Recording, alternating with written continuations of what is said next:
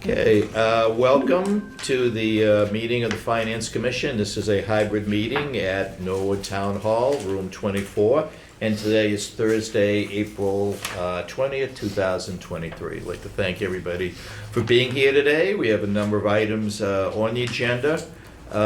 Some things we have to do, clean up prior to both the special and the annual town meeting in particular, as well as to look at some revenue reports.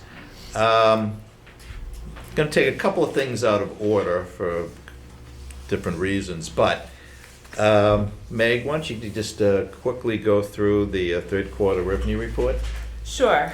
So I think everyone has a copy of the third quarter revenue analysis. And so in terms of if we're looking at how we're going to close for FY23, we're not going to have a revenue issue. I would say that it's looking like we'll probably, look, if trends are correct, we would probably be ending the year with a surplus of 6.4 million.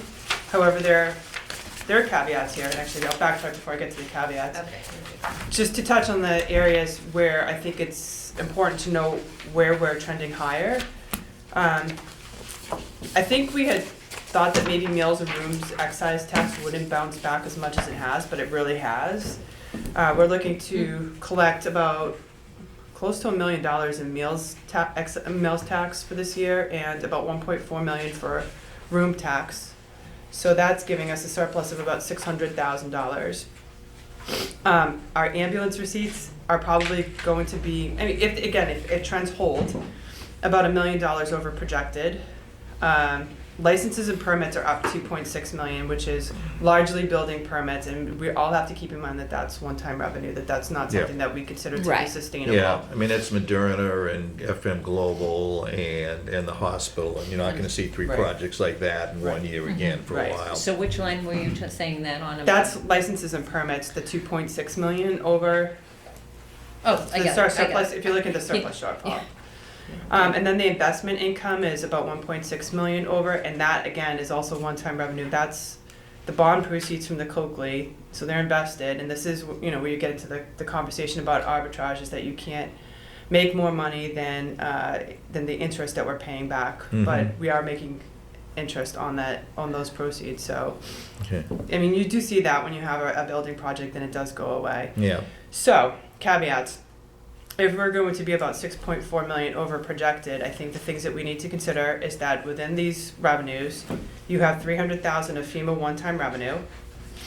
You hope not to get FEMA money, because that generally means that you've had a storm and you've spent a significant chunk of money. Ambulance receipts, I think, I looked at prior years, and I think if we reduce that by about 200,000, that would be more in line with what had been projected in previous years.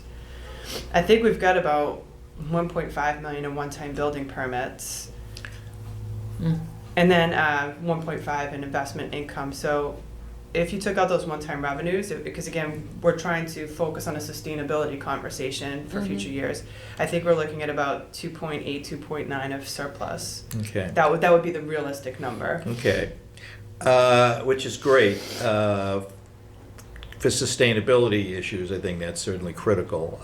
For free cash generation. For free cash for fiscal 24, I mean, the 6.4 million dollars that you talked about would be what's relevant. Right. So our free cash will be certified as of July 1st, 2023. Yeah. So that 6.4 will help us for what we're looking for as a free cash number for 24. Yeah.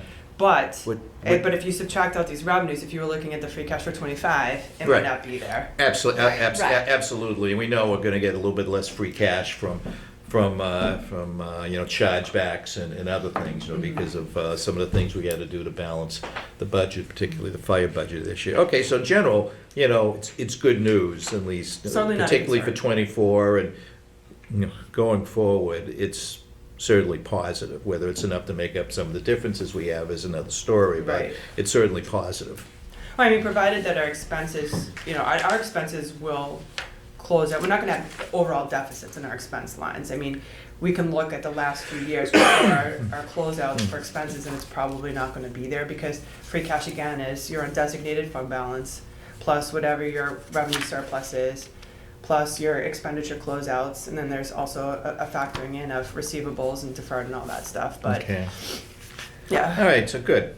All right, questions? Yeah, I just wanted to, Meg, first of all, thank you for putting this together. I know we kind of threw this at you last week, but I think that I was really wondering what these numbers were going to look like because we are now considering votes to really reduce our free cash. Yes. And so it feels a little bit easier to make those votes tonight now that we have some information here. But I definitely understand your point that we shouldn't, revise all of our estimates going forward, that local receipts are going to be $6 million higher. Right. That I understand, but it's still really good news for comfort for me, at least, for making the votes that we're gonna have to make tonight. Yeah, right, because I mean, our free cash was about 4 million this year, so I mean, we would be trending in that same neighborhood.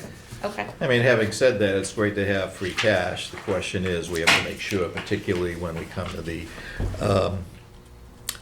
town meeting in the fall, to make sure that, we don't spend like drunken sailors either. I mean, that's something we have to be particularly careful for. I mean, it's what your multi-year forecasts are for, whether it be Yeah.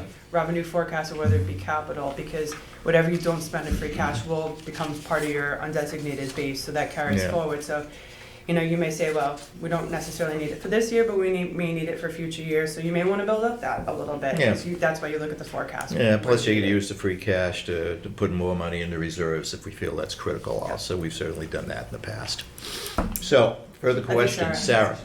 Yeah, can I just ask on the ambulance receipts? I know that's up because they're obviously traveling further. Mhm. We're reducing that, but the hospital's not coming online in the following year, or is it? I guess that's where I'm thinking the timing, like this might happen for another year or two, or is it? I'm not sure on the timeline. I think what I heard was end of 2024. Oh, okay. Yeah. Okay, then that answers my question. Mike, do you know that? I think it was actually 2025. I heard the hospital is coming back online, so it might be a little bit longer. Okay. Yeah. I mean, So I I- understand the yeah. theory, Yeah. but I just wanted to Okay. check on that. So we may be getting another year higher ambulance receipts, but then Yeah. within a couple of years, it is gonna go Higher down. expenses. Right, Right. I mean, really and truly, Yeah. Yeah, So it's also on ambulance revenues, it's important to remember a couple of things. One, the board has aggressively raised ambulance fees, I think 3 years in a row, to make sure we're collecting the maximum that we can collect. Going to a second ALS ambulance also allows us to bill out at a much higher rate for all of those calls. So if you take the 30 or 40% of calls that were going out as a basic ambulance, they're now going out as an ALS, and you're able to charge at a higher rate for that. Okay. I don't think there'll be a lot of growth here going forward, but I think we've reached sort of close to a new floor. okay, good. Okay, anything further? Okay, thank you, Meg. Generally good news. All right, so for some not so good news, let's talk about the cherry sheet. So I think all of you have a copy of the House Ways and Means version of the cherry sheet, which my first look, I looked at the estimated receipts and I was like, yes, we're up higher. But then you always have to consider the assessments. And those were up higher as well. And so when you net the two together, it's like the receipts netted with the assessments looks to be about 68,000 less than what we were using for budget balancing. Which that doesn't mean that's the final number, nor does it mean we can't. How much, I'm sorry, what did we use for budget balancing? We used the 22.5 for the receipts, and then we used the 2.9 for the assessments. And if you look at the assessments, this is super small print, but it goes up from 2.9 to over 3 million.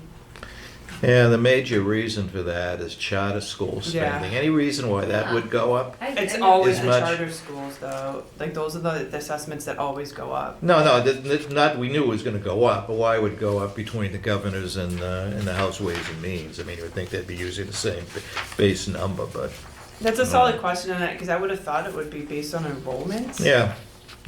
Yeah, usually it's how many kids go out to other, to the charter schools. Right, There's and a they number. should be using the same October 1 numbers Yeah.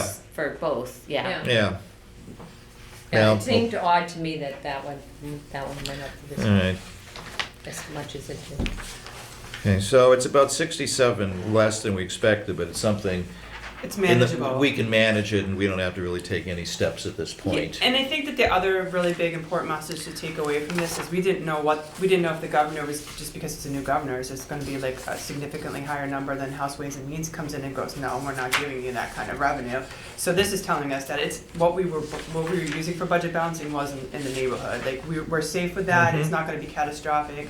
We would either, if the House Ways and Means numbers come closer to actual, we'd probably just bump up local receipts when we're doing Yeah. the tax rate recap. Okay, good. Anything further on that? Nope. Okay, thank you very much. Okay, Joe, you're up. Let's talk about CPC and some of the projects you have and where we're going. Okay, good. First of all, let me just introduce Kristen Phelps, just to make sure everybody knows. Kristen? Hi, Kristen. Really Welcome. The town hall expert. We obviously get a lot of Kristen's position as the community preservation coordinator, but she does a lot of other things. Gets great support, every hour that she's working. Great support, not only support, but also Kristen brings a lot of expertise from prior positions. She used to work at Canton in the same position. Good. Just wanted to introduce her. Also, thanks to Meg and the accounting staff, because we've done excuse me, I think we've done a lot in the past year as far as developing financial reports, and certainly the relationship we have with not that we had a bad relationship before, but I think we had a really good, there's a relationship and then a working relationship and collaboration. I think we've gone a long way in the last year or year and a half, so thank you to the Meg and staff.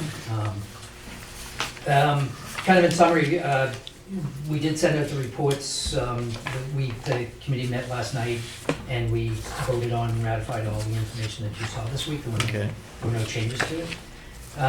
So the information that we sent out last night, we'll be presenting the same information at the information sessions next week, the 27th, I think. And then more, just as we did last year, we'll go a little more in depth in the information sessions. We'll try to give like a Reader's Digest version, not to minimize the importance of the actual town meeting, but we'll basically present and just ask for feedback and questions at town meeting. So I think that's kind of the approach that worked last year. So Okay, we'll probably try to do that same thing. good. We obviously appreciate the FinCom's role in this and your help and questions and, challenge, please challenge, because if you all are asking questions, then other people in the town meeting audience will likely have the same kind of questions, so we always, feedback is a good thing. Just at a really high level, the information that we sent out, we have more projects proposed this year to the tune of over $1 million. This is the first time we've been at that level. Not only the number and the dollar amount of the projects, but also the breadth across the eligible areas. Projects can be qualified for the purpose of historical work, open space and recreational use of land, and also for housing. So the reason, not to go back in history, but the reason CPA was passed in Massachusetts was because those areas, because of Prop 2.5, those areas were basically getting underfunded, and they weren't feeling the love because there was such a constriction, a constriction and a restriction on funds. And all the funds were more geared towards operating activities. So as a result, some of these areas that we've been able to spend money on with town meeting's approval, those are areas, a lot of these projects we never would have even considered as a town, because we just didn't have the bandwidth, we didn't have the money for it. So up until this town meeting, we've funded some of the I think the projects are completed, but we've got over $2.5 million in projects that we've already funded through town meeting. And this year we'll be adding more than another $1 million on top of that. So it's real. We haven't got to this point, and I think we're getting, I'll say buy-in, but we're getting participation from groups like the Housing Authority, which we've been trying to, get their attention and just wave the treasury, the CPC, you know, wave the dollar amount at them and say, this money is available within reason. Almost any project that you could put forward and propose is eligible, but we just didn't get their attention, so. Yeah, that was sort of an unusual one, just from with me looking at it, because in all my time in the FinCom and yours too, we've never, you know, as a town, had to finance anything related to the housing authority, but Right. CPC and the Institute guidelines does have the capability of doing that, I guess? Yes, yep. Mhm. So like that one for instance, but the housing authority project that, under the guidance of and the management of Sean Barnacle, who's, you know, I'll say a breath of fresh air, and I mean no disrespect to his predecessor, but Sean he's definitely got his eyes open, and he's really on top of Mhm. issues and advancing the whole authority as a group. Mhm. But what the proposal that will be put in front of town meeting is basically seed money. And he and the organization, they're gonna take that money and go out and get multiples they're gonna apply for federal funding Mhm. using the CPA funds as seed money. You know, the match. Okay. So it's like he's able to get a real win-win out of that situation. Okay, So, good. So we've got, the other thing, and just to kind of at a very high level, you saw the PowerPoint numbers that we have Mhm. presented. In all of our presentations. Is that this chart here? Yep, that's the Okay. first one, yep. So their estimated revenues, page 1. Yeah. So in everything we've done probably since inception, we've tried to be as conservative as possible. And we try to live under the mantra of no surprises. We try to be realistic, and we challenge, it's not like we're rubber stamping projects that come before us. We've reduced projects, we've actually rejected projects, and some projects are kind of in the middle of the ground, in the mid-range, where we've said, we don't think you're ready, can you come back and, you know, go away, come back with a different, you know, with a tweak of a project. So we've tried to advocate and be the representatives, obviously, of the town and the taxpayers. So we consider this money, just as the Finance Commission does. Yeah. We look at this money as, you know, taxpayer money and community money, and we need to treat it with respect. I mean, it's unfortunate that the county isn't able to contribute as much as we thought they were gonna be able to when we first enacted it, but still, you know, what they give us is certainly welcome, and it's money coming to us that ordinarily would go to someone else if we weren't in the program. Exactly. We get a lot of attention, like Bill O'Donnell is great at providing Mhm. feedback and regular updates as to where the county is as far as revenues are concerned. And that's what we use that as a, you know, one of the many points to allow us to forecast where we think we'll be relative to the match. Yeah. These numbers, excuse me, the FY '24, you can see there's two components of it, the local surcharge, Mhm. and we actually use FY '22 as the base, because we're still in '23, but we look back at the actual surcharge collected for '22, and that becomes the basis for the estimate of '24. What that does is it just builds in that much more conservatism. You know, and it kind of filters any downturns that the economy can take as well. Likewise, the state match, you know, relatively speaking, we got a huge state match this past year. But we're not counting on that, and we're not proposing that as part of the revenue. Again, because we're trying to take as conservative an approach as possible. Of course, having said that, I mean, for budgetary purposes, you're being very conservative. The reality is, you think you may be getting more than what you're actually budgeting for. Right. And where all that happens, like we go, in collaboration with the Finance Commission, we go in front of town meeting, and we say, here's our best estimate of what next year is gonna look like. So we take one bite, if you will, of the apple at town meeting, and we propose that number as the surcharge and also as the CPA revenue. Okay. Anything that's over and above that, it settles up like the free cash settlement at the end of the Yeah. year. So at the end of FY '24, whatever was not recognized, if you will, in this upcoming town meeting. That will all come back to the CPA fund as, you know, it's kind of found money, but it's Mhm. good news as opposed to anything that's, you Okay. know, Good. scaled back. So, you know, just in kind of a high level, that's the volume and the scope of the projects proposals we've gotten. The 2.5 million plus another million we're proposing. What did I forget? Did I leave that? Okay. Tell me left something out, you know? Come on. No, yep, I'm She's pretty been much kicking covered me it all. next time. Yeah, okay. No, yeah. yeah, no, I am She- impressed with the conservatism that the CPC has taken, and typically DOR will come out with a revenue projection, Mhm. and they didn't this year, they Yeah. just said be conservative. They just So- make it sound Yeah. super helpful. Yeah, I'm just yanking Joe's chain because I was in the FinCom with him for 10 years. So, yeah. We have met, I mentioned Megan, the staff, but we have met with Meg several times. We met 2 weeks ago. maybe? Yeah, I think it was something like that. So we're, you know, we rely, we're not experts. We look at these projects.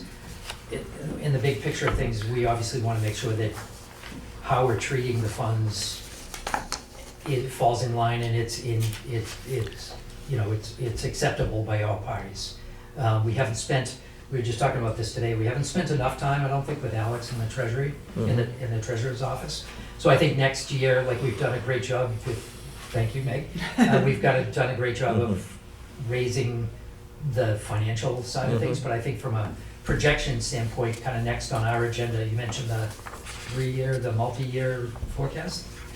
Yeah, Or we've some- been doing Yeah.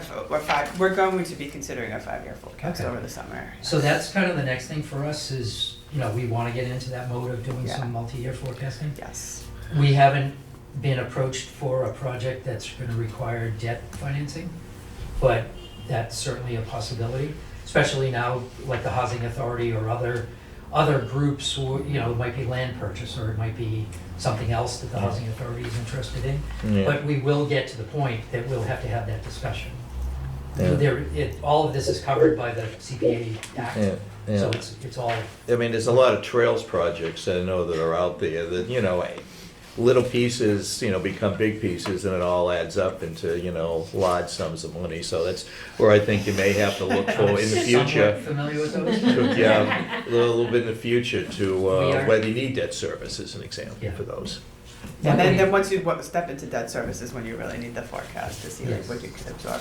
Yep, yep. But what I just want to add though too, Kristen has been like fantastic to work with. Yeah, no, I mean, just because in other communities, I don't think I've had anyone who really just a designated person who really understood the financials and how all the pieces come together. And like for me, what I have to make sure is that all the pieces come together for the tax rate recap, that we're not being overly aggressive or the tax rate won't get approved. And both Joe and Kristen have been fantastic to work with to make sure that we're Good, safe. good, okay. I don't know how people would like to do this. I mean, I assume people have read the material that was presented, and thank you, Joe and Kristen. You know, maybe just project to project, you know, I'll ask people if they have any, you know, any questions at all. And, you know, then we'll see where we stand, so. And I just, one more Sure. kind of point of information, I guess, but the way we do this in Norwood is, and everybody I'm sure already knows this, is that the projects, these articles are proposed by the finance commission. Right, that's historically, that's the way we've done it. Every town is different, but I think in the past, last year you were saying the share, like, I think Alan, you might have. Wasn't me, it may have been Ann. And so, Yeah. yeah, so there was a joint proposal that somebody made the motion and, like, somebody from the FinCom made the motion and somebody from the CPC seconded the motion. Okay, So I think that, you know, Okay. that speaks from a town meeting member standpoint, that speaks to the kind of collaboration between the two committees. okay, And it also shows that we're on the same page. good, okay. So just a thought. Well, let me start with the projects and, you know, if people have any questions, if not, we'll move on. First one, Old Paris Cemetery Preservation. I have a question Maya, on that yeah. one. I see that the proposed project cost is about $165,000 more than the CPA funding recommendation. Where are you expecting to get the remainder of the funds? So, good. So the project as proposed was a result of the master plan that was done at the Old Parish Cemetery, and they had come to the CPC with a request to do both the perimeter fencing and some work interior to the cemetery, but also some work on abutting lots, the Railroad Ave entrance and the Washington Street entrance. And Okay. it was determined that those elements were not eligible under the CPA statute, so as of right now, I believe that they're just, those pieces won't happen. So the $530,000 will fully fund the work that they're proposing to do, the fencing work. There's a flagpole that's gonna be replaced, some landscaping within the cemetery itself, and then some nice entrances. Okay, so the scope of the project has been Has reduced changed, yes. since this estimated cost? Yes. And so you expect that you'll be able to cover the scope of the new Yes. project? Okay. They did have a very healthy contingency in their project, which I think, given Mark Ryan's recent experience with cost escalation, it's Yeah. probably a reasonable thing to do. Okay, but nothing that is being taken out, you know, is critical to the project which you're actually doing. Right. Okay. Yeah, Good. Okay. if you look at the driveway, for instance, coming up through Central Street Yeah. by Dempsey Insurance there, it's Functional, functional now. vaguely, yeah, Um, right, yeah. But the whole aspect of historical restoration and preservation, if you think outside the fence, it just didn't. It's a driveway, yeah. It wasn't. Okay. All right. Okay. Further Thank you. questions? Okay, annual town reports, restoration and preservation. Questions? None. Memorial Hall furniture, restoration and preservation. Okay. 1890 History and Directory Book. Use that one. Yeah, I mean, I love history. To me, this is great stuff. Morse House, national, applying to the National Register of Historic Places. That's 10,000. Exterior rehab of the Morse House. That's 192. Okay. Is there any conflict in those two items? I know that once something's listed on the National Historic Register, then there's restrictions on what you can do on it. So are there like timing requirements there? Or are you what you're planning to do, is that in compliance with what you'd have to do if you were already The registered? latter. Okay. There was a Yeah. whole big book, right? Right. Yeah. Pajot did it, I think, mostly, Yeah. right? Yes. And that was filled with what they should use for windows and what they should use for doors and da-da-da-da. Okay. It was Yeah, I know that they were thinking initially of doing, redoing the windows, but redoing the windows would sort of conflict with the historic nature of those windows, so they took that out of the scope of work Okay. and aren't doing that, but that was a concern.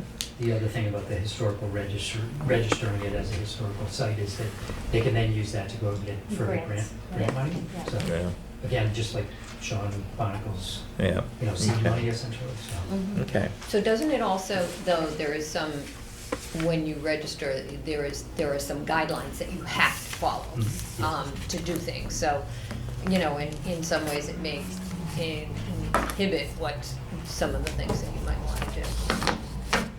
Without CPA, so if they get CPA money, they also have to adhere to Department of Interior standards for historic Okay. rehabilitation. So, I mean,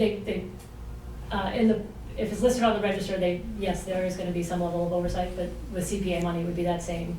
Okay. That's, the same requirements apply, basically, if you use this. Okay, Thank you. all right.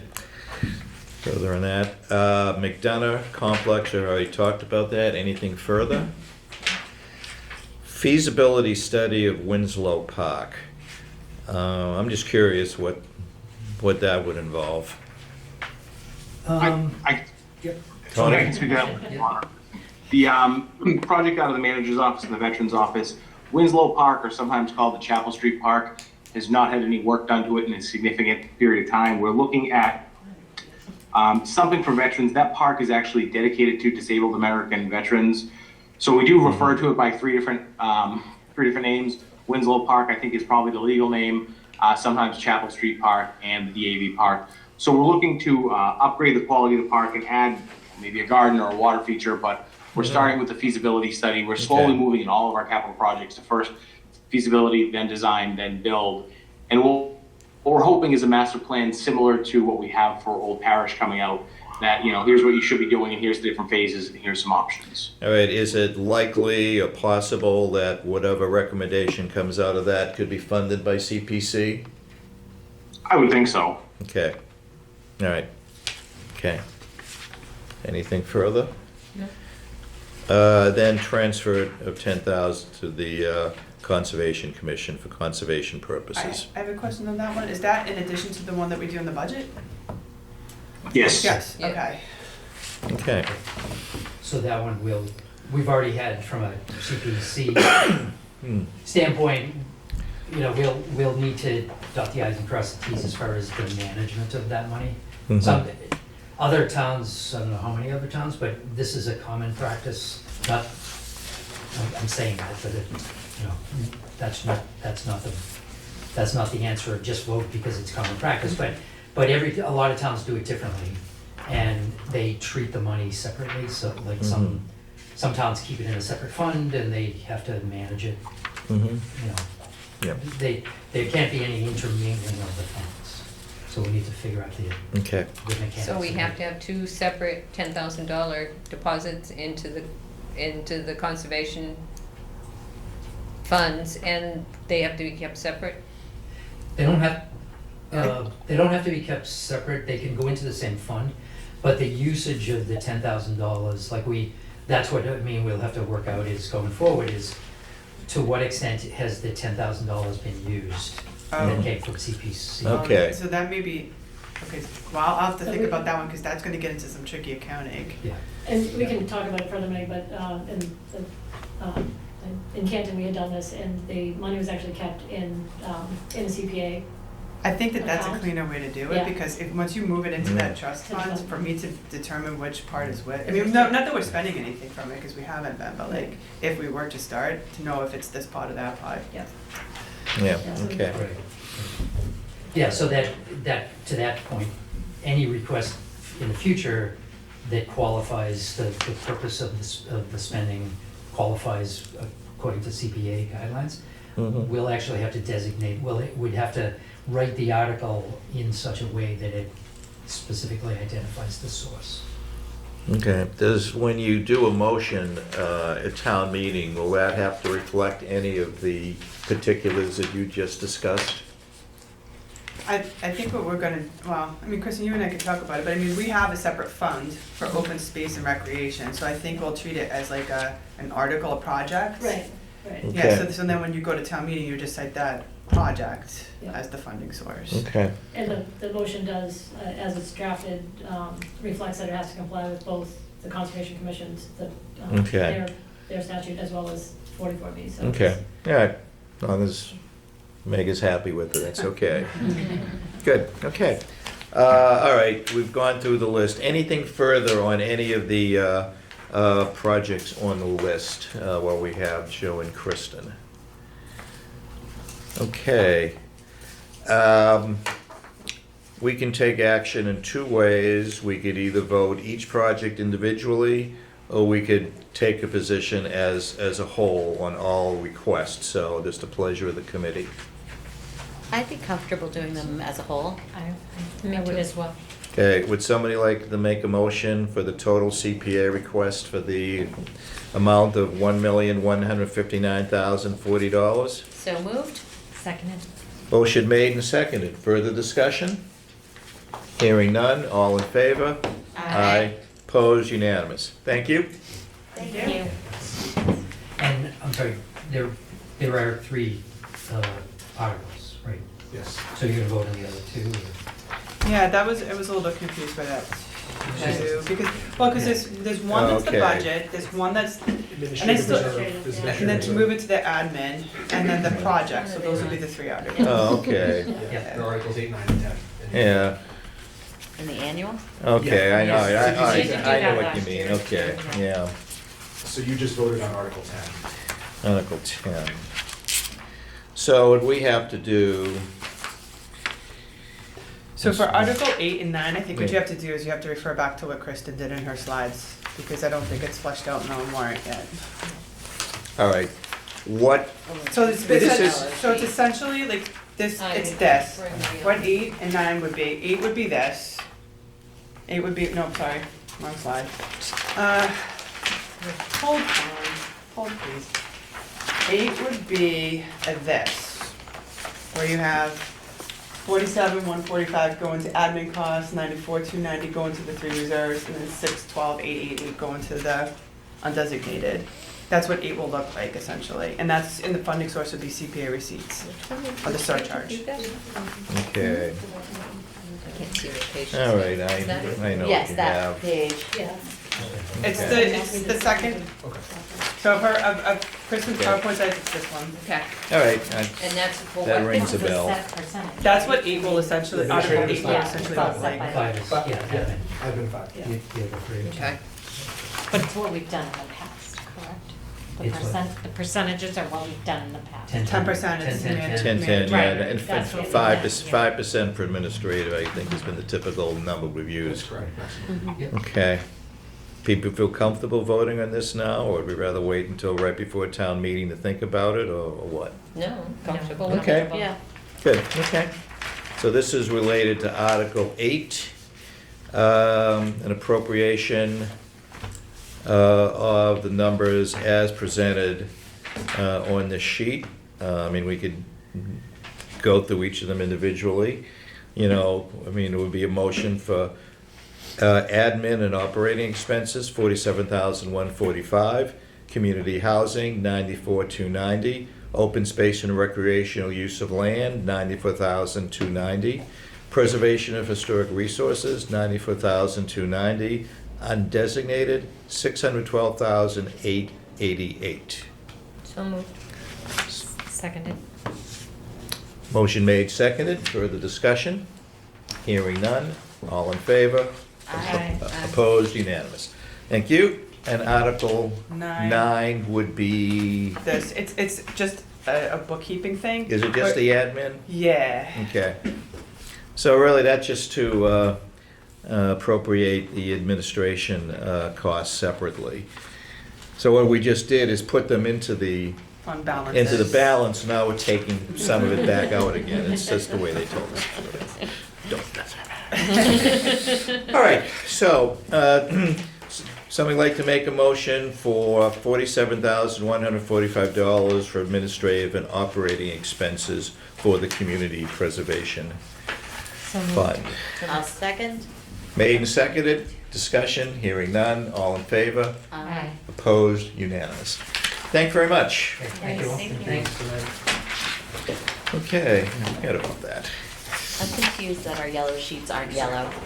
I know. Yeah. They look so much like the warrants. By the way, I think you're stuck with me for the whole meeting. Oh, I'm pleased Oh. to hear that, but I hope it's not bad news for you. No, probably 9/11. stuck in traffic in 95. 9/11 is when he's supposed to be there. Yeah. Oh, okay, yeah. We should be done in plenty of time for you to get One would get there hope. by 9. Yeah. All right, very quickly, we have, before we get to town meeting, special town meeting, let's do meeting minutes. We have meeting minutes of March 30th, 2023, and April 13th, 2023. Motion to approve the minutes from March 30th, 2023. Seconded. Made and seconded, discussion? Hearing none, all in favor? Aye. Opposed, unanimous, thank you. Abstain, okay, one abstention. And then And- I'll make a motion to approve the minutes from April 13th, 2023. Second.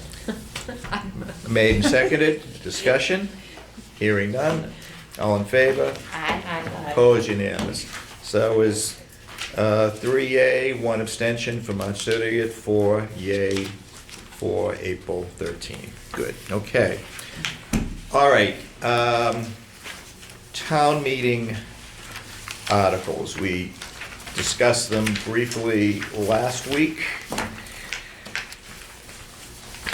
Find my, Do you want to join us? Sure. I'm assuming that's why you're here. Yeah, that and Tony. I'm sorry, Alan, did I step? yes, you did, but that's okay. Oh, sure. All right, let me find my stuff. It's just, Space it's for for bossing you. around here. All right. So, Um, find the. Do we have the draft pink sheets here? Or did we not print those? Oh, no, I didn't print those. Okay. All right, thanks. I I can look them up, yeah. didn't print them because I thought we were gonna get them. Yeah, Okay. me I too. have them here. Can we copy them someplace? Yeah, I could make photocopies. Good, thank Can you. you also throw this on the copier with it, because that Sure. was something else that we. About Yep. 10 copies? No Thank problem. Yes, please. Yep. All right. Thank you.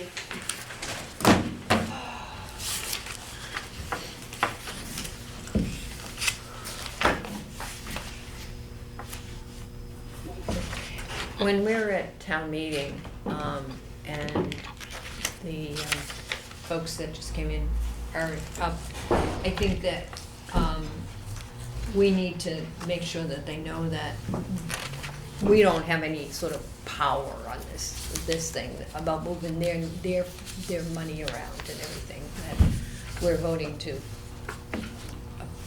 sort of approve it, saying that we approve of what they're doing. You mean the CPC? CPC, yeah. I mean, by law, they have to designate certain percentages of Yes. what they get to different accounts. Yes, Yeah, so, Right. just. yeah. Right. Oh, did you, sorry, continue, I was just gonna mention something about the budget books, just so you all know. So they will, be ready to be picked up Monday morning, and we're gonna put them online at sometime Monday. So just so Okay. everybody, Is something gonna go out to town meeting members so they know that they can pick them up? Hmm? Mary Lou, I believe, will be sending out that message. Okay, Yep. okay. Good. It's a smaller book this year. Okay. That's a good thing. Yeah. Yeah, I think we cut out some unnecessary information that was maybe just overwhelming. Yeah. Here's your original. I'm running out of room All right, in so let's see. The, In your library. library. Yep. Almost No, that's okay, we combined. 1, 2, 3. I'm just gonna pass down copies. Okay. 1, 2, 3. There you go. I'm all set. I have. So I should have 2 of these? Yes, there's annual, Okay. special, and then there's a colorful chart. All right, so you've got, Yes, I Okay. have. Right, so actually, Another set coming down. that's yours. I have I one. don't- Oh, you guys I got don't- it. I feel like I'm very familiar We're with good, these that's because I was okay. working on them yesterday, but still. Definitely still- needs one. Sorry, Pam. Thank you, Mike. Yep, you're welcome. I'll just keep the extras here. Okay. all right, so let's get right to the special.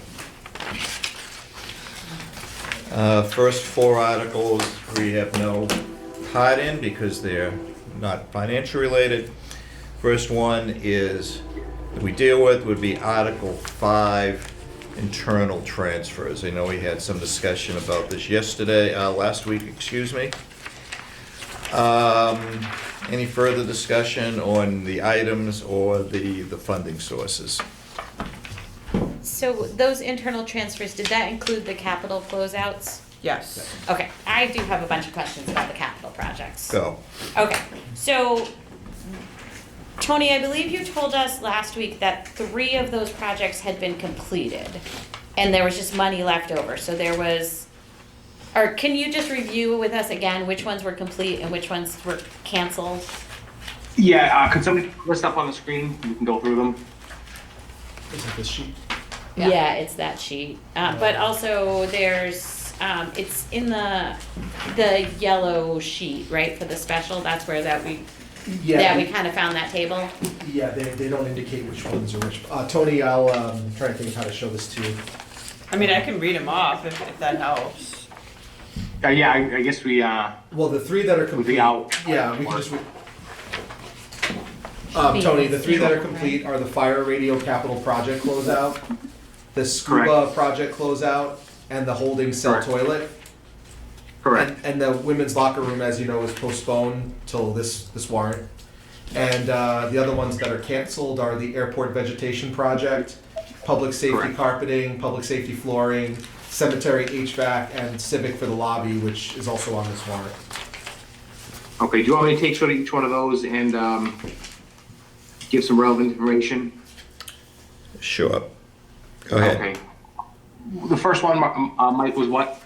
Fire radio capital project. Sorry, of the projects that were are not being completed. Canceled. Well, one of them, Tony, I just want to ask about, so there's two that are completed that I had money left over. So the fire radio capital project, that was originally had a budget of $330,000 and there's $60,000 left. So that's great. And then the one that you were referring to as the scuba project Yep. closeout, that was originally a cost of $405,000, has $75,000 that left. That's great. But the holding cell toilet, you said was complete. It was voted on May 2019. But as I looked at it, it looked like the original cost was $25,000, but there's $25,000 that you're proposing to take out of that. So was it funded some other way? So what ended up happening is that was one of the first projects facilities as a combined department was able to help us with. It was originally the cost estimate was bid out, assuming we'd have to actually bid it out. It would have gone to likely the same vendor who ended up hiring as a plumber. So they were able to make repairs in house and effectively not need the whole project of replacing all of the toilets. And they're not, just so everyone knows, these are not ordinary toilets. These are the completely self-contained stainless steel units in a holding cell. So the work has been done and it was just funded through the facilities department instead of through this money. Correct. Okay. All right, so that's good. So the airport vegetation project closeout, it was originally approved 4 years ago with a cost of $90,000 and now there's $85,000 remaining in that? What happened with Yeah, that? it's been wrapped into the airport runway reconstruction project. So does that mean we don't think that work is going to be done? No, I think the work will be done. The work is going to be done as part of the airport reconstruction. We sometimes aren't always aware of what FEMA, different federal agency, what the FAA is actually going to fund. And the runway reconstruction project is a pretty significant project. As that moved up, it became apparent we wouldn't need to do two separate projects. They can just be done as one. It's a much smaller component of the runway project.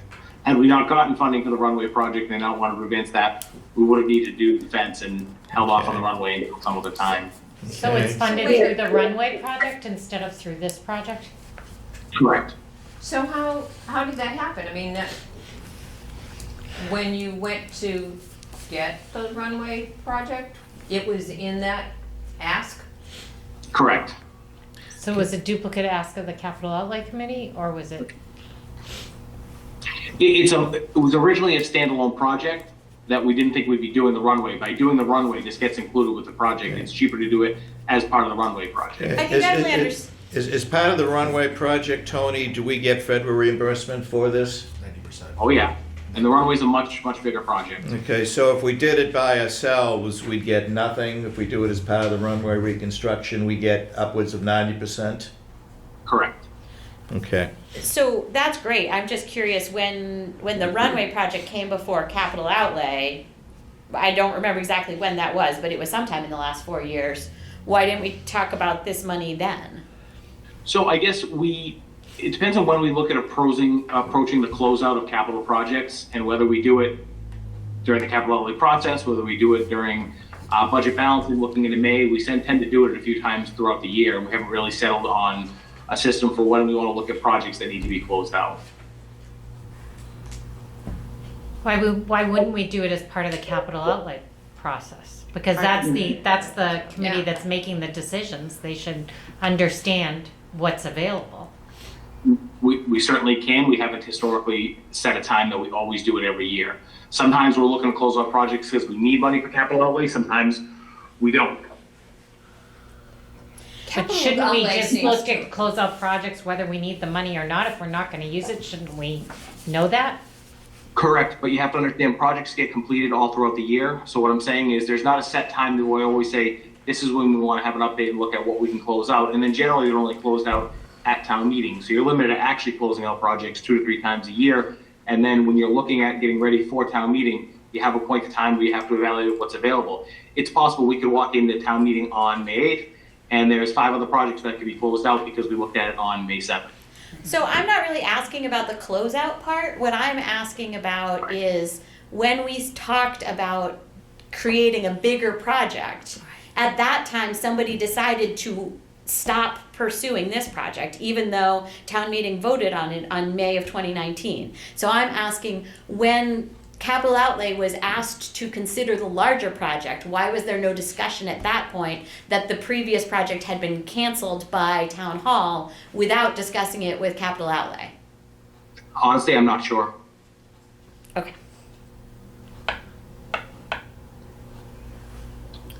And I think, and just to go back to the closeout, which I know isn't the most important thing, Mike is reporting quarterly now to Yeah, the I was Capital gonna say Outlay that too. Committee. Yeah, I yeah. know that because we sit there and we get them we get those reports quarterly now. So hopefully that will continue. We What started is, just doing what is in the report? just the last year's fiscal projects that were funded at the November town meeting. We're updating every 2 months about how they're doing, and Oh, as they're going through their completion cycle. Some of them, even though it's April, May now, they're just getting bid out now because of the time of year and Yeah. things like that. Do you get my capital spreadsheet? Because I don't know if I've been sending that to you. You might want to check in with me because every quarter I do a review of capital to see what all the balances of every capital project are. Oh, that would be So if you're doing a helpful. quarterly report to them, you should probably incorporate It that. would be into nice if we Yeah, did that. that'd be very good. Yeah, that would be really helpful because Mike's been doing this, which is great for the stuff that we approved starting in 22, right? But we don't have the But this goes historic. back to May of 19 that we voted on something and the money's just been sitting there since then. Mm-hmm, Okay.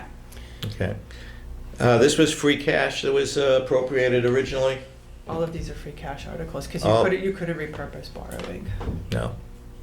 You could, but for, well, you can't, could, but you- but for other borrowing. Yeah, you have to go through couldn't do it- bond council right. and it gets Yeah, you complicated. can't use it for operating expenses. Um, Okay, So then, Tony, there's the public safety carpeting and public safety flooring, which were both voted on November of 2020 for a total of $35,000. Curious what I guess why that never happened and what we've been doing and like where that's going now. Sure, a couple of things. That project was originally, again, it was a slightly pre-facilities project, and we put it into the plan and moved it forward, assuming we'd have to go out to bid and get a designer in to actually make sure we're securing the right product in the right quantities. Got a little bit delayed during COVID. Facilities is going to be able to, when we're ready for this project, probably do it within the operating budget. We're also going to hold off until after the HVAC system is done, which is a much lengthier, more complicated process, and we know we're going to have work staff in there probably over the course of the next year actually replacing the HVAC system. But this is an example of a project where we can piecemeal it with the facilities department, really by just going to, candidly, Home Depot and buying carpet tiles and installing them.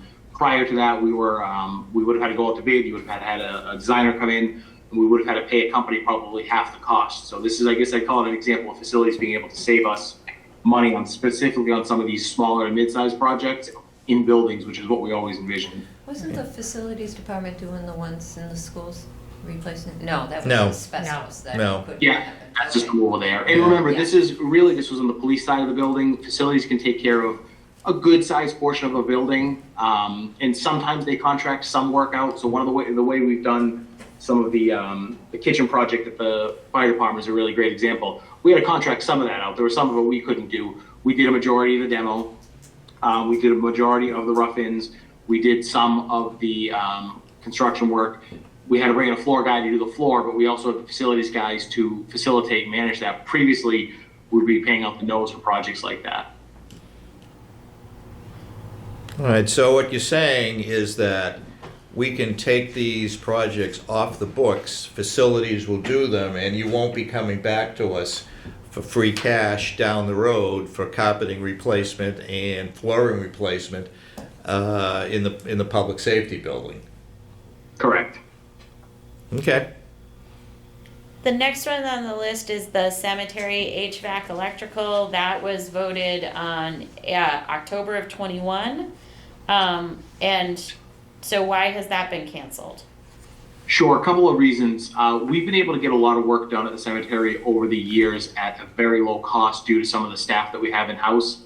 If you have a chance to take a look at the cemetery offices, it's actually probably the nicest office building we have in town. We got that done at a fraction of the cost. I know it's in the cemetery, it sounds a little morbid, but honestly, if you go into that building, and I know it sounds more, I encourage you to, it's probably nicer than any building we have, and a majority of the woodwork in there was actually done by our former cemetery superintendent, Paul Rinaldi. We also were able to do work on the smaller of the cemetery garages. This is the one that's closer to the landfill. Again, using in-house talent to be able to do a lot of the work and GC it and take care of a lot of the construction work. Unfortunately, about a year ago, Paul, a couple things have happened. One, Paul had a medical issue, has since retired, so we don't have the same in-house talent that can oversee and contribute to a project in the same way. We're also concerned about making any adjustments to the garages until we're done with the middle school construction, because we're running into a space issue town-wide that is candidly only going to get worse as time goes on. But it's mainly the loss of some in-house talent that could have brought the project in at a reasonable cost. So could you explain what you just said though about the garages? Did I miss something? Space, you're saying? Space? Yeah, we have a space problem in town. We don't have enough space to store all of our equipment and supplies, and as we lose some of the storage area around the middle school on a short-term basis, it's going to become a challenge. Nothing catastrophic, but we can't lose any indoor storage space in any of our buildings because we are running out of place to store equipment. So, Public safety building is more than maxed out. They've got equipment in a couple of different areas. This particular garage is a larger garage, but we are running out of space. And this project would have made some adjustments to the building that might have reduced the overall amount of space. And there'd be work going on in the building. So is this a project that you're not canceling, you're simply postponing? For the foreseeable future, which could be 5 years or more. But it could come back to us then, or will come back to us. I don't know if it will in this same fashion. so if we have a very good office space there, are you telling me that we don't have adequate HVAC? And why would we want to not have so this- HVAC? Sorry, this is for the garage. This is if you're heading to the We don't dump, have a this is the garage on our list. What's that? The cemetery HVAC electrical is the garage. Yeah. Oh, it's just, That's it's- what he's saying. the it's for. HVAC is just for the garage. Okay, so now that's making a little bit more sense, thank you. Right, I didn't Yeah. understand that either. Okay. Okay, thank you. Okay. So bottom line, Tony, is that if we use the money associated with this, you don't expect to come back with anything for that garage for upwards of 5 years, Correct.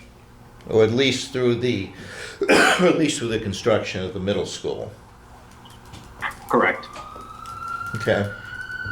Since we're talking about capital outlay, can we also talk now about the Civic Center projects? Mm-hmm. Yes. Okay, so I'm curious, I guess, what's happened in the year and a half since town meeting approved that? So a couple of things. On the one hand, it was we're looking at which project can we prioritize. The locker room is a much higher priority. We have the women's room and the men's room. Hold on. Can you not hear me? There's the No, fire no, truck. it's the fire fire truck. truck. Siren in the background. Oh, wait a minute. Now you're good. Okay. You're good now. So we have two locker rooms. We have a women's room and a men's room, and the plan was over time they both needed to be redone. We've done the men's room, so we have a nice, relatively new men's locker room. The women's locker room hasn't been done, we believe, reasonably since we took over the building in the early 1980s. So on the one hand, the canceling the lobby project is a prioritization of that locker room really needs to be done. We don't want to not offer similar facilities for men and women at the Civic Center, which is candidly the case right now, at least with the locker rooms. The other reason is the lobby on the one hand was a cosmetic project. Those of you who are familiar with the lobby of the Civic Center, you know, you come in and the wall's sort of right there and there's a small desk and then you can kind of go around to the room off to the side, which in the past has been, it was the engineering offices at one point. I think detectives were in there at one point. There was a registry branch that was in there at one point. About 4 years ago, we were able to convert that room entirely into space for toddler and children's programs. So we took out there were non-structural walls, that separated out the offices, and that whole space is a toddler area. Not doing the lobby allows us to maintain that being secure. Right now, we just do programs. We're not an elementary or early childhood ed center. We have taken over the February and April extended day programs from the schools. That might be something that we see more of at the Civic in time. And there's different qualifications to get EEOC funding, and if we were to do the younger, I don't want to call it childcare, but more programs with kids, 4 and under, keeping that space as a segregated space would be more beneficial. Unfortunately, with some of the best cosmetic projects, you also start to look at the cost as you have engineers come in, and it just becomes something we'd like to do, but is not necessarily feasible at this time. There's a different leadership of the rec department that thinks we can get better use of the space, maintaining the separate lobby or the separate access level. I know Ann had made a comment about is it time to look at the Civic Center as a whole for a whole renovation, and I guess the answer to that question would be probably not. The reason being the building's in fair shape. It needs work. It is an old building, and I always remind everyone, we took the building over in the early 80s and did some work on it then, and we've done work since. It is a 100-year-old building. I know the last time the basement flooded, I had a conversation actually with David Ajar, and he said, why is the workout room in the Civic keep flooding? And I reminded him that the basement in our 100-year-old National Guard building keeps flooding. We happen to have turned it into a workout room, but it's a basement in a 100-year-old National Guard building. There's some facade work ongoing that's always complicated. The roof is otherwise in good shape. The Civic is,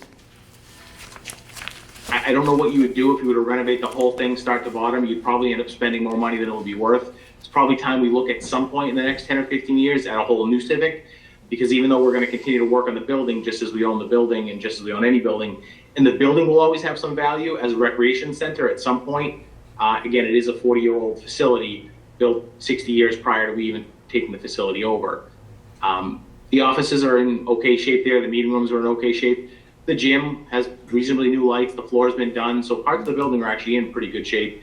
It's got a small kitchen on the second floor that they try to do cooking classes out of. I don't know if you've seen it, but I don't think we've amended that kitchen since we've took over the building 40 years ago. It's not really a commercial kitchen to do cooking classes and other programs in. It's got its wood paneled stove handles and everything. So you'll see more of these smaller projects at the Civic to keep it functioning. We just did the elevator, but to stop it, shut it down, and completely gut it and remodel it, I don't think would change the fact that it's a 100-year-old National Guard building that we have adapted to be a civic center.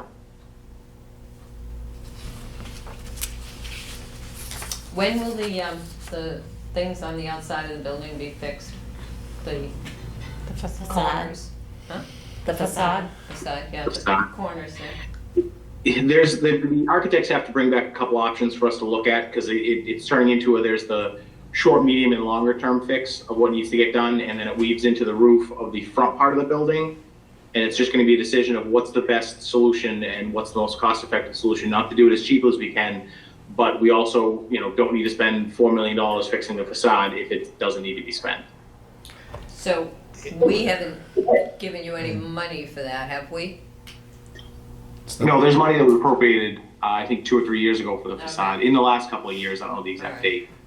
I mean, doing the facade is one thing, but in terms of, major projects, I don't consider the locker room a major project, but major projects, we should maybe consider having a long-term plan for what we want to do with the Civic, whether we keep the building or whether we do something else, before we put any really serious money into it. And I think, I agree with you, and I think we probably would. I'm guessing that long-term plan, and again, the money needs to fall from the sky, would be that at some point we're going to need a new civic building. It was not designed for what we use it for, and it functions well, but it's a 40-year-old facility. But then again, if we just had $15 or $20 million floating around, it'd be perfect to find a spot and build a new civic. I don't know if that's going to happen in the next year or two. Okay, well, of course, we could always do an indoor pool also, while we're throw that in too. Well, honestly, Alan, the thought had been that if we ever, and this is again thinking long down the road, we know at some point you need a new civic building. You build a building with an indoor pool, because when you do an indoor pool, you need to attach it, and they could be revenue generators. It needs to have a building attached to it that has some other shared management, Right. shared custodial oversight. Right. Otherwise, you're paying a fortune to staff just the pool. Right. And location-wise, it would probably end up being at the Savage Center if we're ever able to take the Savage Center offline. But we don't have space to take the Savage Center offline because that building at some point is going to require significant work with its roof for its HVAC system. So I think it already all is needs it. possible. It's just drop $30 million, and we probably need another school building, which we don't currently have. But long term, I think I know the study we did 2017, 2018 in school buildings had a significant, and I mean a significant number for a repair of the Savage Center. I can't remember what it was, but it's a lot of money. Yeah, similar to the Coakley, and we're lucky we're not using it as a regular school. So there's a lot more that you can get away with. There's a lot more that you can.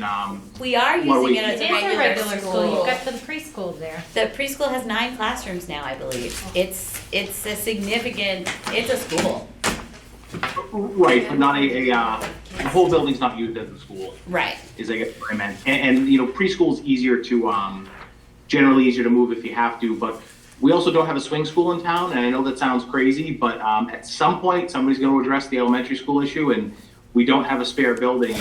It's not uncommon for towns our size to actually have a spare building that they know as work is going on. If we were to completely lose a school, we actually don't have space to Well, that house was anyone. So. on the first school study that I was on, way back when, Ernie Kachkowski Senior was still with us. And we were going to use the Savage Building as that Swing. extra swing building. It was all right there. But as I hear all of this, Tony, I think beyond just talking about the schools, it would seem to me that we at some point have to really think about, and I'm sure you do, but I don't know if the town meeting or us in general have a listing and a real study of the use of all the buildings that the town owns and maintains. Because I really think at this point, we're talking about a number of different places needing work. We're gonna have to prioritize it at some point because we can't do it all at once, given that you're saying there's storage issues. There's issues in town hall, there's issues at the civic center. What other buildings do we have? What other places do we have that there's issues? Like all of this stuff we keep talking about, but we did a townwide school building study. I strongly feel we need something like that for the town buildings because we keep talking about it. I keep hearing about it, but I don't ever see a list or anything. And I know it's a little bit off topic, so I don't want to digress too far, but No, but just to address that, a couple of things. We have sometimes included in the capital plan what we call Horizon Capital or Capital Down the Road projects to include it. And if it didn't make it in the plan this year, we can always include that. We also, this year, have a roof study, which is us beginning to look at one of the most expensive capital investments we make in any of our buildings, and that's completely town-wide. One of the reasons we went to a facilities department was so we can start looking more comprehensively at building needs and building systems and maintaining them better as we've gone along. Most master planning processes, and we're in the early stages of that, include a look at municipal facilities and what the likely future of those facilities is. A couple of things that we know for sure. We know that town hall is always going to be town hall. Yes, it's going to need money at some point. I don't see us building a new public safety building anytime soon. The building's only 20 years old. It's going to continue to cost us money. The civic and the senior center are probably the only facilities we have that could at some point go somewhere else. I don't foresee the library may get an expansion. We've always wanted to acquire property near the library, but I don't think we're going to be tearing that down and rebuilding it. So one of the challenges of historic buildings and site-limited buildings is we're probably going to have them for 100 years, and something tells me the next time we need a public safety building, we're going to find a way to build it in the backyard of the current one and then tear down the front building, and by then we might have flying fire engines. But facilities has started that process of comprehensively looking at our building systems and needs. But I just as you talk about roof studies and things like that, when you start replacing roofs, you're investing in buildings that exist, and that it's just you put a lot of money into it. Are you just making it so that you can't do anything with it in the future if you really need it? That's all I'm trying to say. Okay. And Something bothers me about this whole thing, and it goes back to the capital outlay committee, and we are sitting here taking apart what capital outlay committee did and studied and made what we thought was good decisions on these projects. Mm-hmm. And didn't the I might be crazy, but didn't the selectmen say they would rather take out the money, more money out of the override stabilization fund instead of this? No, they Did I said, hear the that? not at all. They said they would rather take overrides. Originally, the plan was to split money between override stabilization and free cash. Their recommendation that we forwarded was just to take it out of override stabilization and not free cash. We Okay. haven't finished this. Yeah. All right. I just Sorry. wanted, no, that's okay. I'm kind of going someplace with both of those things. So my question is about the civic project. But keeping in mind that when town meeting voted to do what they wanted to do with the Forbes money, the plan was to put $2 million of that into override stabilization. And I think it makes all of us uncomfortable that the proposal before us now is to bring the override stabilization number down to around 800,000 or something like that. So what I'm wondering is, could we cancel the free cash that was going to both of these civic projects, put money from the Forbes money, could that be spent on the women's locker room? And then could we reduce how much money, could we use this free cash to reduce the amount that we were pulling from override stabilization, which is essentially transfer that money, from Forbes sort of to back to override stabilization where the town meeting wanted it originally.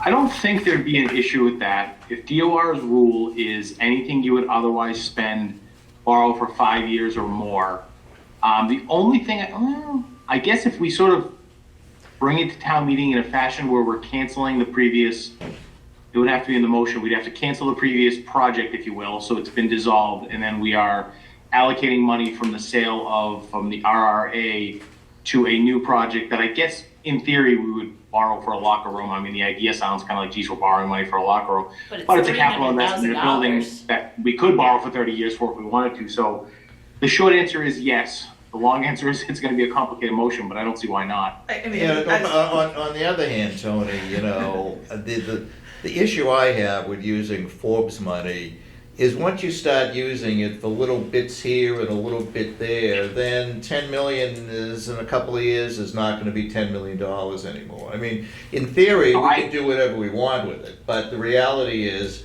that once you start picking at it, you're going to see other interests of other projects wanting to use that money for their little special project that the only way that they feel it could be funded. Yeah, I agree with you. So just two thoughts on that, because you're right. We also put a significant amount away that we knew we wanted to acquire open space. If we were planning on spending that money, so there's I think $400,000 in there, but you could, anytime we take money out of the Forbes RRA, maybe we make the free cash allocation to override stabilization. There's nothing that prevents us from doing that. I was just gonna say as an alternative, I just almost pulled it out. I'm just trying to see like how much we used of free cash towards the 23. Hold on, 2 seconds and I should have it. Just because a lot, we had the budget book going out and not that drives everything, but so we did capital. We used 2.2 of free cash towards capital this year, because I was going to say, I think what the intention should be with the Forbes money is that we get to the same place as we did with the last vote, which is to put the 2 million into stabilization, 2 million into override stabilization. Because I was going to say, like, leave this as is and just with the intention that use the Forbes money towards the capital in the fall. And you could, because, we borrowed a significant sum, so you could draw down the remaining funds. How would you do that? So 2 million, 2 million, so you'd have 4 million that you apply towards capital in the fall, leave the 10 as we had it for our land acquisition, and then take that 4 million and it's a vote to transfer it to override stabilization from that receipts reserve for appropriation. So you're essentially getting to the same place where you're keeping those pots of money intact. You could do it for this. There's no reason why you couldn't, based on what DOR said. But alternatively, you could just do it all in the fall, I think.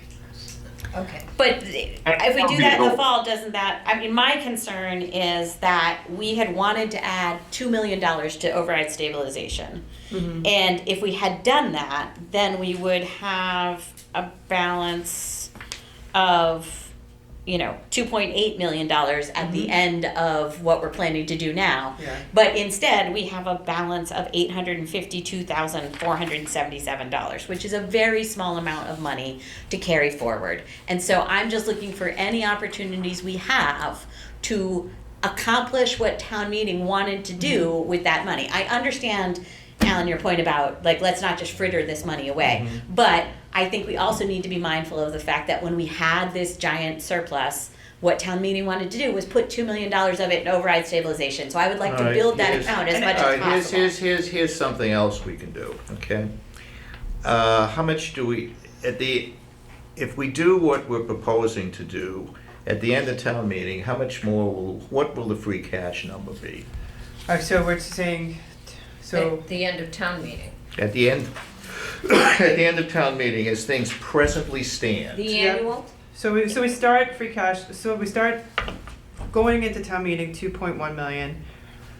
And then we would leave town meeting after special and annual with 843,000. Right. And I think what I'm saying is if you can get to that same place, but it would just require waiting till the fall, because what the articles would be is you're funding capital with the receipts reserved for appropriation funding, and you're substituting that, because normally we'd use free cash, right? So we'd apply 4 million of free cash to capital, but instead you're gonna take it from receipts reserved for appropriation and use those two pots of money. Then your second article is to take 4 million of free cash, 2 million towards stabilization, 2 million towards override stabilization. So you get to the same place, it's just a deferred timeline as to when you get there. Okay. And this fits in with the other issues of the free cash, So I mean, the Forbes things yes, that that's what I'm was- saying. So like if you waited till October, your override stabilization would be 2.8 million. Because you'd be taking 2 million from free cash and putting it there. You're not applying it to capital, because we've already got receipts, the Forbes money. Right. There. So 2 million would instead go to override stabilization. That would bring it back to 2.8. And so that also begs the question that we were asking last week about, like, what do we kind of anticipate free cash might be? Mhm. And we do have reason to think that It'd by be the 4 fall, we'd million. have at least that much that we could do that. Exactly, yeah, because I mean, that's the big if there, right? Because I mean, this Right. only works if we have 4 million or more in free cash, but I think we will. All right. One other option, just to throw out there, we could get a letter from town council stating that they agree we could purchase vehicles with the Forbes money and do a swap that way. DOR didn't love that idea. They said, talk to town council.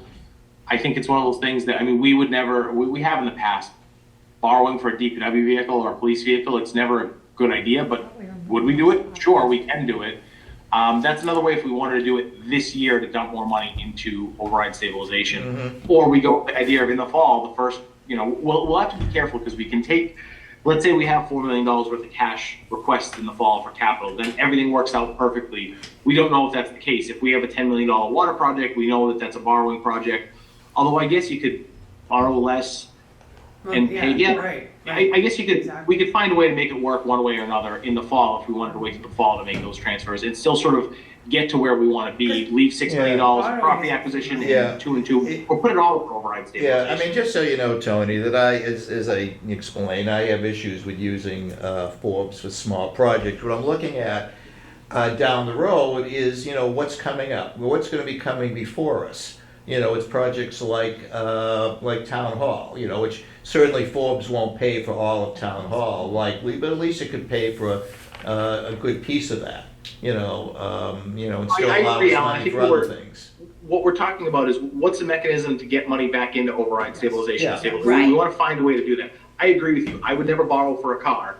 I don't want somebody to say, well, can we fix the sidewalk over here and use the Forbes money? Nobody wants to do that. But if there are projects we are otherwise already going to do, funds we're already going to expend, and there's a way to use the Forbes money for that and then take our free cash and put it into override stabilization, we get to where we want to get to in a legitimate manner. And that's what I think we all want to do. Yeah, I mean, I just want to use Forbes for big stuff, not the little stuff, because a lot of little stuff is going to cause that $10 million to go away pretty quickly when everything is said and done. And that's the Well, but I history of think this also, town. I think, not to keep belaboring the point, but the goal would be to get about $4 million into the 2 stabilization accounts, and maybe we put it all into override stabilization and give us another year of cushion, and that's fine. And then we left about $6 million for property acquisition. We do have open space we'd like to acquire. It may have to sit for 5 years. That's fine, yeah. I don't want to take that and spend that on something else. It's not, oh, all right, it's not a stabilization fund, so now let's go, fix the carpet in the manager's office or something like that. Nobody wants to do that. I think we're trying to deal with an obscure rule not designed for our unique situation and circumstances here in Norwood and get to where we all wanted to get to last year. Okay. Right. All right.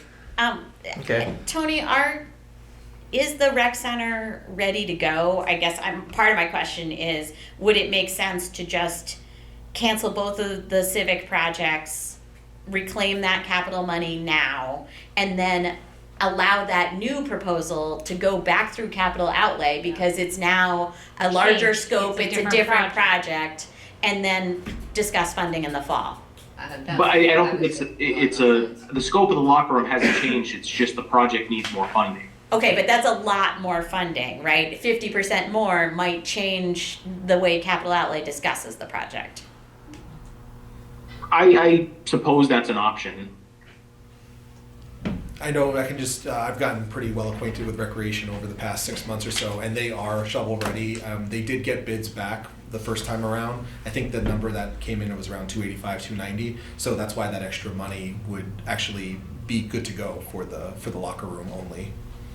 Well, if it's 285. Yeah, Okay. right. 210 was our original appropriation. Got It came it. in at 285 maybe about 5 months ago.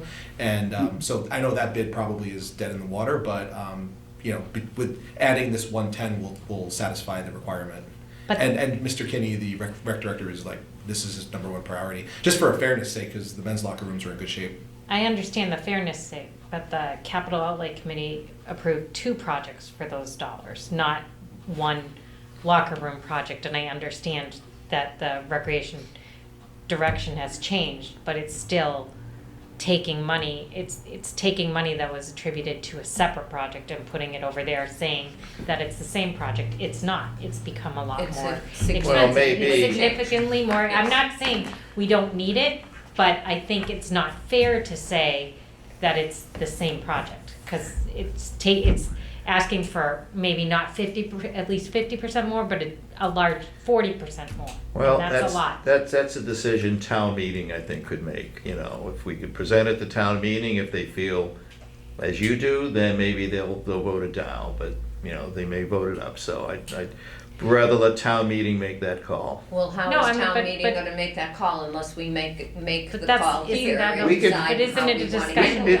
also for capital outlay because too? Like, we can make a recommendation, but all we do is make recommendations. Town Okay, meeting so can you simply don't want- say, So are we going to put that in our recommendation? that's what that's what we'd have to take a vote on, whether we endorse it as a recommendation or not. But we're using these funds, the 210 and the 110, as part of the transfer of funds for this 1168? No. Okay, that's a different, okay, sorry. No, that's Okay. no. All right, That's sorry. a separate, Okay. never But mind. my That's a proposal separate item. was to do exactly that. My proposal was, what if we just canceled these projects, use that money to help fund the fire department, reduce the amount that we pull from override stabilization, and then either separately vote to do the Forbes money now for this project, or push it to the fall and allow the conversation then. So that was what I was Okay. throwing out there. And I like that, Like what? what she just said. Aren't we having a conversation about this at capital outlay next week as So- well? I guess that's where I'm confused. What's the order of events here? Right. You could table this recommendation tonight if FinCom is not ready to make, if FinCom's not ready to make a recommendation on this one way or the other. Capital Outlay is meeting next Thursday night.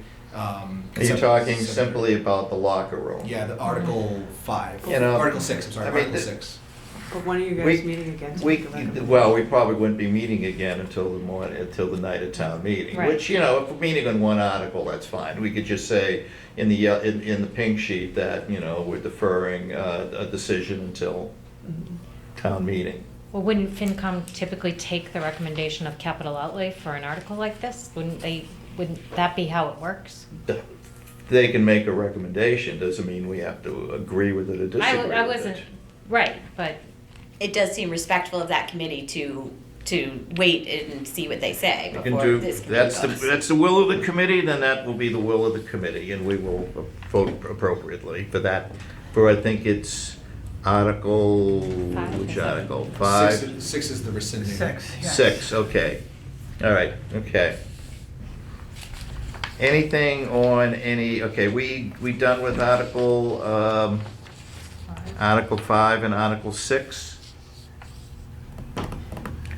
Do we have anything further on Article 8, 9, 10, or 11, or 14 for that matter? Any of the other funding articles? Hearing none? Wait a minute.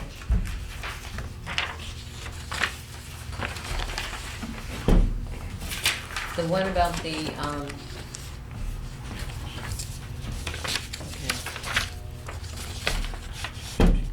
Oh, the one I was confused about was the transfer of sewer Yeah. debt service. Mm-hmm. So, was that in what you just said? That's No. one of the ones, yeah, I can explain that one. Could you, yeah, Yeah. Yeah, for so, everybody.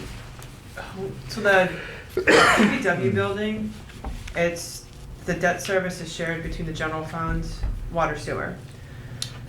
So what happened is, we used to have it as 40% was general fund, 60% was water sewer, but we kind of realized that that wasn't a solid split. So when we were going through the budget process last year, what we had done is we had 40% of the general fund, 60% in Fund 8, but the vast majority of it was budgeted on the water side, not the sewer side. So we have two issues that need to be corrected here. One is that we decided that the split should be different after town meeting, 60% general fund, 40% water sewer. So now the funding is sitting over here in the general fund. And then we also have to move funds from the water portion of the budget up into the sewer, because it really should be split like the 3 ways. So this is to accomplish that. So we do actually have a surplus of $144,000 in the general fund. So if we transferred Okay. over, that would just cover it, if that makes sense. Sort of. Yeah.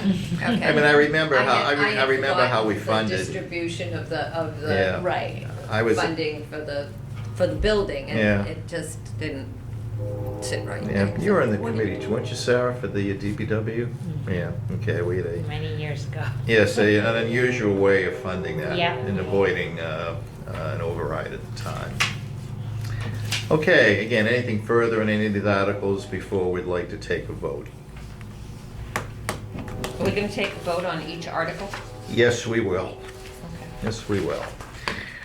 All right, Article 5 is for internal transfers of $1,168,000. We have a list of departments that would receive that amount of money, and we also have a list of available funds for the same amount of total money. So, Can I make a motion to approve this, but also for the FinCom to revisit after capital outlay meets?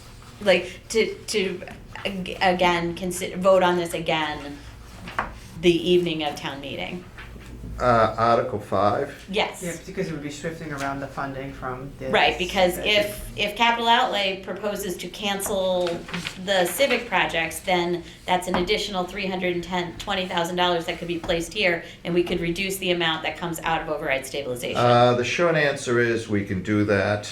We'd have to take that vote at town meeting and have a motion ready to that effect if that's what they decide to do, but we certainly could do that. Okay. I'll second that motion. Okay. Motion made and seconded. Further discussion? Hearing none. All in favor? Aye. Aye. Opposed? Unanimous. Thank you. That's Special Article 5.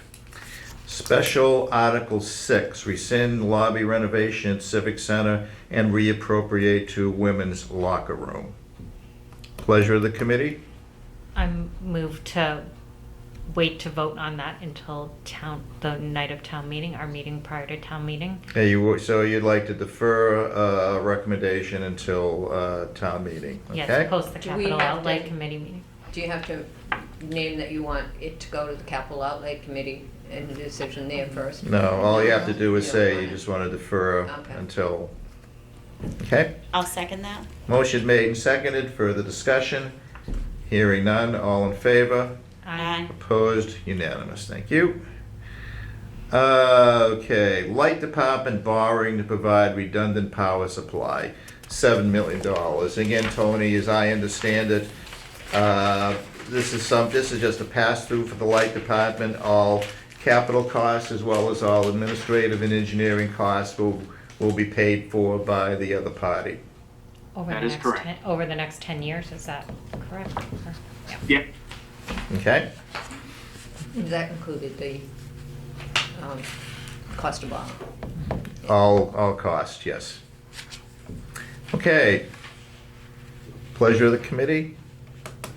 Motion to approve? Seconded. Motion made and seconded, discussion, hearing none. All in favor? Aye. Opposed, unanimous. Okay, capital request by the school department. This is for IT and 2 minibuses that's coming out of free cash. Motion to So approve. moved. Made, Seconded. seconded, discussion? Actually, I do have a question about that, I'm sorry. Yep. The minibuses, is Yeah. that something we could typically borrow for? I mean, that seems What's- like more than a police vehicle.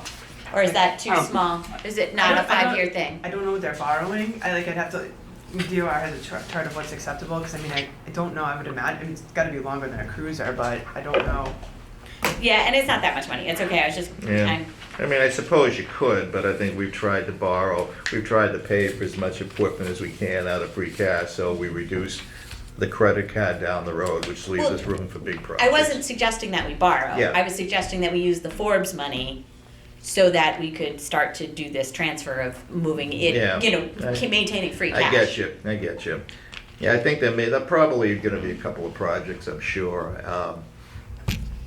in the fall that we could probably use Forbes for, such as the bridge in Washington Street is an example. I think it would probably we could use a nice piece of Forbes money for that, and I think that's something that would probably, is a valid type of project.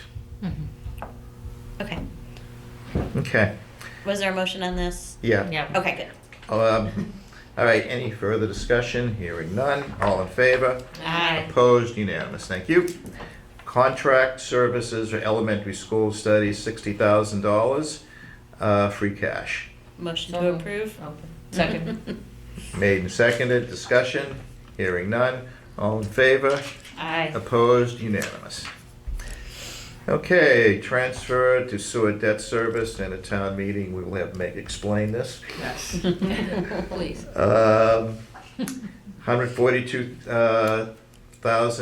$142,412. Motion to approve. Second? Further discussion, hearing none, all in favor, opposed, unanimous. Lastly, on the special, we still have a couple of things to do on the annual. Unpaid bills, $18,041. And we somewhere have a list which, Did we get any listing on the? Yeah, they're on It's in the yellow sheets, which aren't There's the yellow. Yeah. I guess you didn't no color printer. I don't know, like. yeah, Where is it? the white sheet. Oh, that might, Page 7. That one? that was Page probably, seven. that was me. I printed them. Okay, I've got it. all right. All right. Yes, I saw those, okay. All right. If it's legal. All the law firms, oh, wow. I was gonna say, it's all the law firms. Yeah, I know, They're the culprits every year. oh, yeah, those lawyers, unbelievable. And that's it? All right, $18,041 unpaid bills. Motion to approve? Seconded. Seconded, motion made, seconded, discussion, hearing none, all in favor, Aye. opposed, unanimous. Thank you. You have to stop using our lawyers. Probably not a Hold great on just long-term for one strategy. second. Yes. What are we looking for? Article 13, which is authorization to seek grant reimbursement. What is that? That's Bernie Cooper Park. Do we That need was a to, community Which- preservation. What are we looking at? do we need to take a position on that as a FinCom? I don't know Wouldn't that. hurt. It's 2. Yeah. Most grants don't require legislative approval. Occasionally, you run into a federal grant that specifically states that your legislative body must approve the grant in question. This is a case, it's $700,000 or so that we're getting. That wouldn't hurt for the FinCom to take a position on it. I would never presume to be able to tell how the FinCom is going to vote on something, but $700,000 from the federal government is probably an easy yes. Unless it costs us $2 million down the road, as many federal projects grants do. It All right. probably will. Yeah, so, okay. So this really just allows us to get reimbursement, so.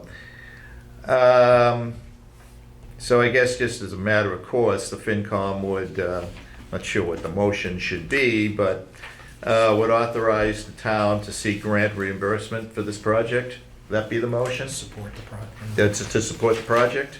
So it's not our motion, right? You can recommend though, you can make a recommendation. Yeah.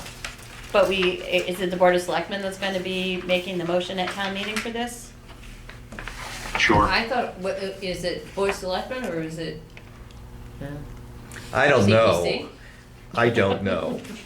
I feel like, was Holly gonna do that? Like, is Holly gonna speak to this one? What wait, okay, well, what we can do is, this is something also we could defer to the night of town meeting. We can clarify this in the motions meeting Yeah. as to who should make the Okay. recommendation, whether it should be the FinCom or the selectmen. Seem reasonable? Works for me. I think that sounds like a great idea. Okay, all right, so good, that takes care of the special. Now we got a couple of items left on the annual that we have to address. We've already done the 3 articles for CPC, which are 8, 9, and 10. We have several other items, primarily related to the schools. One is Article 5 of the annual, the supplemental school appropriation, $500,000. That's for student transportation. That's because of the difficulty they've had in acquiring vans, because Amazon has scooped up every van, it seems to be anywhere. So this is really to cover them in case they have to go out with a separate contract. If they're able to acquire the vans in the interim, then this money or the pieces which have been expended will be returned to the town. So that would come out of free cash. I did speak to Karen about, what the Blue Hill said and how they found a way to get something a little less expensive and a little bit more. I mean, it's right there, nothing is already done. So she was gonna look into it. I don't know that she had 2 minutes to do that, but I'm sure she will because she. Yes. But this covers them, and at most it would be hopefully just a 1-year expense. So, Motion to approve? I'll second. made and seconded, discussion, hearing none, all in favor, Aye. opposed, unanimous, thank you. Another supplemental school appropriation to cover special education costs. This is coming out of free cash. Again, hopefully this is just a one-time. $372,000 free cash. $1,487,643 from override stabilization, for a total of $1,859,643. So again, this is supplement the school budget. Motion to approve? I'll second. Made and seconded, discussion? I did hear from the schools that they were approved for extraordinary relief for this year. Oh, good. So I don't know how much money it's gonna be. I don't know that they knew that yet, but it's wonderful when we get money. Yeah. But the fact that they qualified for extraordinary relief means that they've had a horrendous, increase. Mhm. Maybe horrendous is the wrong word. A large increase. Significant. Yeah. Significant. Thank you. Yeah, I they've don't had want a lot. A lot, right, Yeah. right. A A whole significant lot. increase in the special education out of district costs. Yeah. And so I think that speaks to the need for this. Yeah, does that go to their circuit breaker breaker. reserve? Yes. Okay, all right, just gives them a little bit more flexibility since they used a large portion of that, to They finance the have. budget, so. Right, right. Okay, be good to know if we can find out what that number is, just so we know what it is. I don't know if they even knew yet. Like, Yeah. it wasn't like they weren't trying to tell me. It was Yeah. like, you know, you get a notice, like, you're gonna get approved, but then there's still questions about reimbursement rates depending on how many Right, and districts it's get not like, approved. not like you're getting $3 million either. I mean, No. anything they're getting would be nice. But Right. it's not in and of itself gonna solve the problem. No, most definitely not. Okay, Yeah. all right. Okay, we have a motion on Article 6. Any further discussion? Hearing none. All in favor? Opposed? Unanimous. I think That's that all of it. does it. 'Cause you've already voted the budget, you Already voted the budget and the CPC. Yep. I think that does it. Good. All right. Didn't leave anybody out. I don't think so. I'm sure I've forgotten somebody. Again, I've forgotten what I had for breakfast. Do we It's need not to- surprising.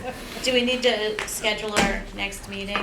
We do, I was gonna do that, under other business. Actually, one question. Sure. You guys don't take any vote on the revolving funds, do you? Yes, You do. We do, yeah, Okay, so generally. that's Article the 3. library and the. Which one is that? Article 3. It's just authorizing them, right? It's just like a standard thing. Yeah, a bookkeeping okay. thing. Like, They not have to actually- it's not report even- on it. It's not a disbursement of funds or anything, just authorizing them to spend up to a certain limit. They, I don't they're know if we've, supposed to. have we they're done that, or has it supposed been to- the selectmen who've done that all the time? Initially, we did it. And But I don't know remember- where. I don't remember doing it last year. I thought it was the selectmen that did See what that. the motions say from last year. But initially, they were reporting to, actually, they were supposed to be reporting to town meeting, I believe, the way that whole thing was set up. But we did have a report from both. Yeah, I Places know we've gotten sent to reports, us. but I don't know if the FinCom is the one who's actually taking the position at town meeting on the I articles. believe we did, but it might have changed since I was doing it, so. Well, Mike is looking, Looking it up, yeah. well, Mike is looking for that. Definitely, unless we have other stuff to do, I would think that the next meeting would be prior to town meeting. And, you know, even if we have to take a couple different votes and change some motions, we should be okay if 6:30 is when town meeting starts, and that moderator starts right at 6:30. No messing around. Yeah, I think 5:30 would give us enough time. Should, yeah. I think that's plenty of time. Okay, so Yeah. why don't we plan for 5:30 at the auditorium in the high school on May 8th? Works. Can we just request that after capital outlay meets, that we send a report to FinCom? So that we know what You know, came what out of the capital position outlay. is, okay. Yeah. Because then Okay. I think an hour will be plenty of time. Yeah, yeah. At this stage, I can't talk that long, so. This will be better than last year. Oh, God, I mean, no, it was the fall It was the town fall, meeting. that's Oh, right. God. Um, I still don't know what it is that they had, because it wasn't COVID, it wasn't the flu, it wasn't an RSV, but I had something, you know. Oh my I didn't goodness. sound very good, did I? No, you did not. I found the motions from last year, but I don't have who made the motions from last year, so that would actually be on a handwritten thing I have in my office, so. Yeah, why don't you check that? Yeah. Well, Yeah. if we gotta do it, you know, again, we'll verify that in the Yeah. motions meeting. We can take a vote, you know, that's 30 seconds and be right before, so. Okay, anything further? You know, when we pass those, I'm probably about 75% sure after however long it's been, that they were supposed to report to town meeting. That is correct, they were supposed to. For a while they did, They did. And And those were. sort of yes, stopped. Other things. Yeah, okay. If there's no other business, I would take a motion to adjourn. So moved. Seconded. Motion made, seconded. Discussion, hearing none, all in favor, opposed, Aye. unanimous. Thank you very much. Tony, thank you.